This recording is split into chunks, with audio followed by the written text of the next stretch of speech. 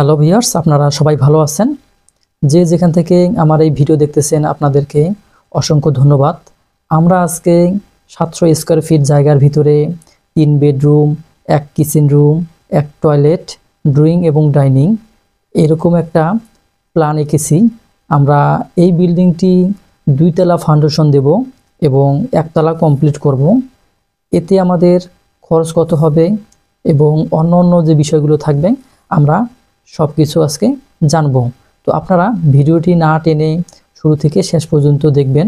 এরপরে কোনো প্রশ্ন থাকলে অথবা কোনো মন্তব্য থাকলে অবশ্যই আপনারা কমেন্টে জানাবেন, আমি সেটার উত্তর অবশ্যই আপনাদের দিব।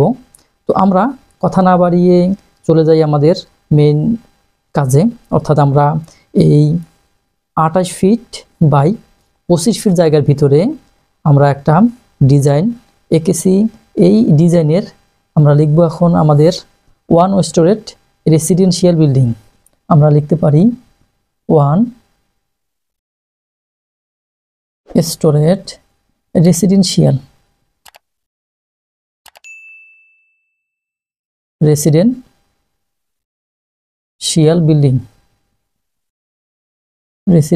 বিল্ডিং। এটা ফাউন্ডেশন আমরা দেব। আমরা এখন লিখব যে ফাউন্ডেশন 2 স্টোরেজ। এটা 2 তলা ফাউন্ডেশন দেব, কিন্তু আমরা এটা কমপ্লিট করব 1 তলা পর্যন্ত। কেন কমপ্লিট করব সেই ব্যাপারটাও আমরা আজকে জানবো এখানে। তো এখানে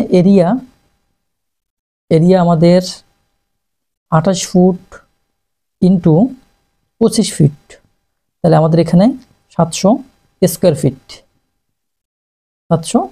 ফিট আমাদের জায়গা।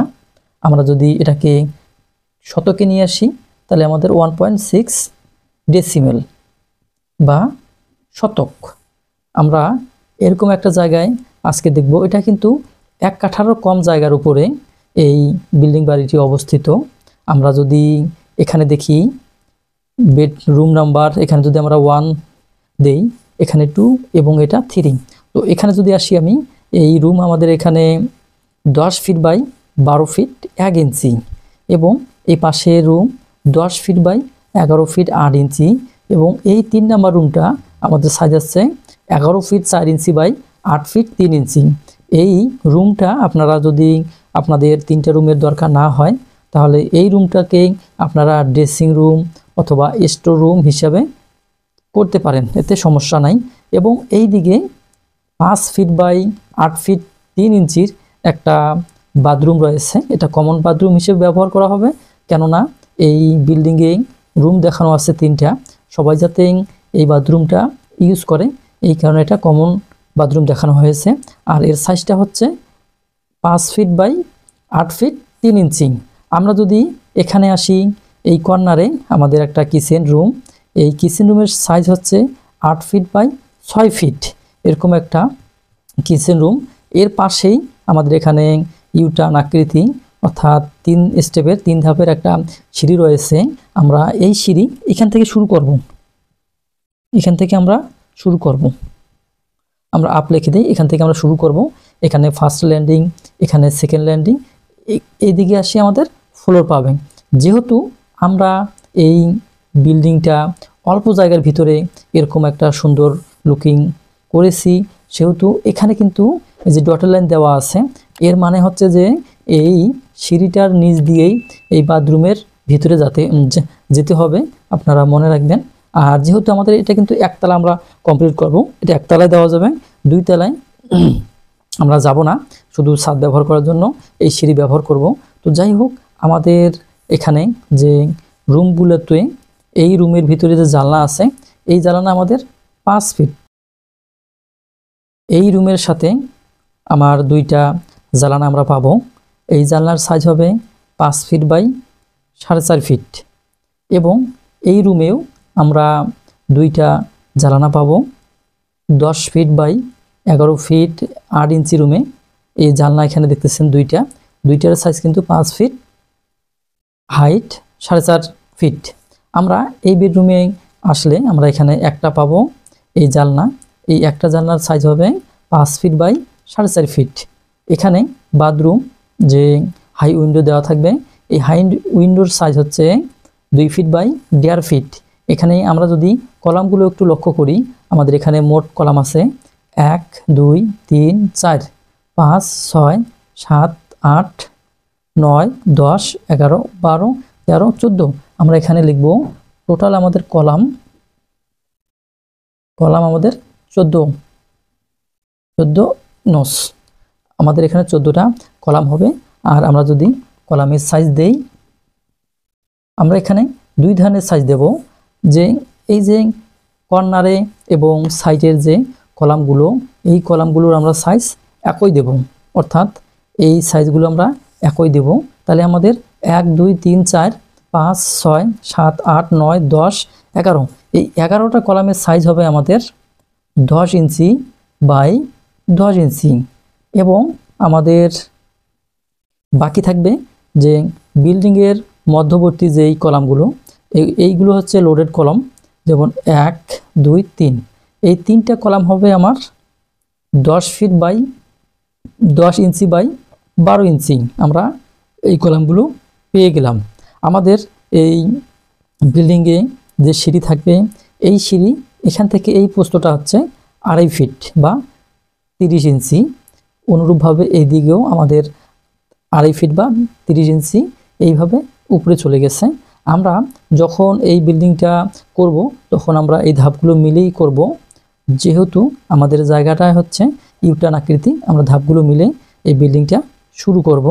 আর এখানে কিচেন রুমের সাথে সেলফ দেওয়া আছে 18 ইঞ্চি পরিমাপের, এবং এর সাথে এই কিচেন রুমের সাথে যে জানালা দেওয়া আছে, এই জানালার সাইজ হচ্ছে 4 ফিট বাই 4.5 ফিট। যেহেতু এটা রান্নাঘর, সেহেতু এর জানালা একটু ছোট, অর্থাৎ বাকিগুলো 5 ফিট এবং এটা 4 ফিট। এখানে যদি আমরা আসি, এখানে একটু যদি বর্ণনা করি, আমাদের হচ্ছে এটা হচ্ছে মেন গেট, GATE গেট, এটা কিন্তু মেন গেট। আমাদের এখান থেকে এই মাপটা আছে 4 ফিট, আমরা 4 ফিট লিখতে পারি। আর এখানে দুইটা স্টেপ আছে বা ধাপ আছে, এগুলো হচ্ছে 12 ইঞ্চি করে। আর এর সাথে এই ফাঁকা জায়গাটুকু দেখতেছেন, যেহেতু এটা ড্রয়িং ডাইনিং, এই ড্রয়িং ডাইনিংয়ের যে ভেন্টিলেশনের জন্য এখানে জ্বালানা রাখা হয়েছে। আর একটা বিষয় হচ্ছে যে এই জায়গাটার মাপ আমি এখানে দিইনি, আপনারা এই বিল্ডিং এই ডিজাইনের রুমগুলো সাজিয়ে দিয়ে ভিতরে যেটা মাপ পাবেন, সেটা আপনাদের ড্রয়িং প্লাস ডাইনিংয়ের মাপ হবে। আমরা এখন এই বিল্ডিংয়ের কস্ট সম্বন্ধে জানব। কস্ট আবার বলি, এই বিল্ডিংয়ের যে কস্ট হবে, আর এই কস্টগুলো বা ব্যয় খরচগুলো অনেক সময় নির্ভর করে এলাকা এবং ম্যাটেরিয়ালসের দামের উপর। দেখবেন যে অনেক সময় রাতারাতি রড, সিমেন্ট বা অন্য যে ম্যাটেরিয়ালসগুলো থাকে, সেগুলো কিন্তু হুট করে কি দাম বেড়ে যায়, তখন কিন্তু আমার এই ক্যালকুলেশন বা এই কস্টটা তখন ঠিক থাকবে না। এইটুকু বিষয় আপনাদের মাথায় রাখতে হবে। আর আমরা শুধু এই বিল্ডিংটা করতে ধারণা নিলাম, আমি বললাম যে 5 লাখ টাকায় হবে, আপনি 5 লাখ টাকায় নিয়ে নামবেন, তা কিন্তু হবে না। কেননা এখানে আপনাদের যে মাটি আছে বা জায়গা আছে, এই মাটি ভারবহন ক্ষমতা কীরকম, তার উপরে কিন্তু বেজের সাইজ, কলামের রড, বেজের রড নির্ভর করে। এটা আপনাদের মাথা রাখতে হবে। অর্থাৎ আমি যে এই ডিজাইনগুলো আপনাদের দিয়ে থাকি, এই ডিজাইনগুলো কিন্তু নর্মালভাবে যেগুলো বালি এলাকা, সেইগুলোর জন্য কিন্তু প্রযোজ্য। আপনারা যখন মাটি ভালো থাকবে না, তখন এই ফুটিংয়ের সাইজ এবং কলামের রড বাড়িয়ে দিতে হবে। তো যাই হোক, আর এখানে যেহেতু আমরা 2 তলা ফাউন্ডেশন দিয়ে 1 তলা করব, সেহেতু এই যে কর্নার এবং এই সাইডের যত কলাম আছে, সবগুলো কলমে কিন্তু আমরা 4টা 16 mm ডায়া রড ব্যবহার করব। এবং যে মধ্যখানে 1 2 3, এই 3টা কলামে শুধু আমরা 16 mm রড 6টা ব্যবহার করব, আপনাদের মাথা রাখতে হবে। এরপরে যে ফ্লোর বিম এবং গেট বিম, সেখানে আমরা 12 mm রড ব্যবহার করব। আর এই বিল্ডিং যে স্টেপগুলো থাকবে, সেটা কলাম এবং বিমে যেখানে হোক না কেন, সেটা 8 mm ডায়া অথবা 10 mm ডায়া ব্যবহার করতে হবে। তো যাই হোক, আমরা শেষের দিকে চলে আসছি। আমরা এখন কষ্ট জানবো। এই বিল্ডিংটি নির্মাণ করতে গেলে আমাদের খরচ হবে বা ব্যয় হতে পারে 12 থেকে 15 লক্ষ টাকা। এই 12 থেকে 15 লক্ষ টাকা